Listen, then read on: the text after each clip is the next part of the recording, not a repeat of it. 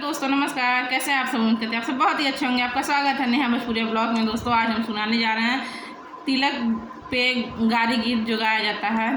तिलक चढ़ाते समय जब गारी गीत गाया जाता है उस समय का ये गीत है।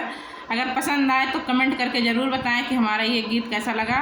आज अकेले नहीं, अपने हस्बैंड के साथ गाने चल रही हैं गारी गीत। अगर पसंद आए तो कमेंट करके ज़रूर बताएं कि ये गीत कैसा लगा। चलिए। ए जी सरवा के चूर की कमाल कैले बा, ये जी सरवा के चूर की कमाल कैले बा। हमरा अंगना में झाड़ू के काम कैले बा, हमरा अंगना में झाड़ू के काम कैले बा। ए जी समधी के धोतिया कमाल कैले बा, ए जी समधी के धोतिया कमाल कैले बा।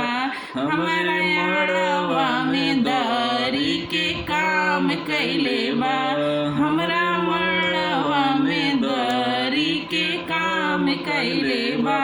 ए जी अगुआ के सूटवा कमाल कैले बा, ए जी अगुआ के सूटवा कमाल कैले बा।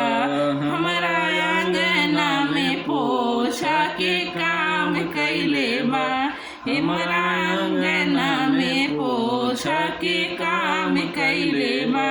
ए जी भसुर के मोछिया कमाल कैले बा, ए जी भसुर के मोछिया कमाल कैले बा। हमारा अंगना में पंखा के काम कैले बा, हमारा अंगना में पंखा के काम कैले बा। दोस्तों अगर ये वीडियो पसंद आए तो ज़रूर एक कमेंट करके बताएं कैसा लगा। तब तक के लिए बाय बाय।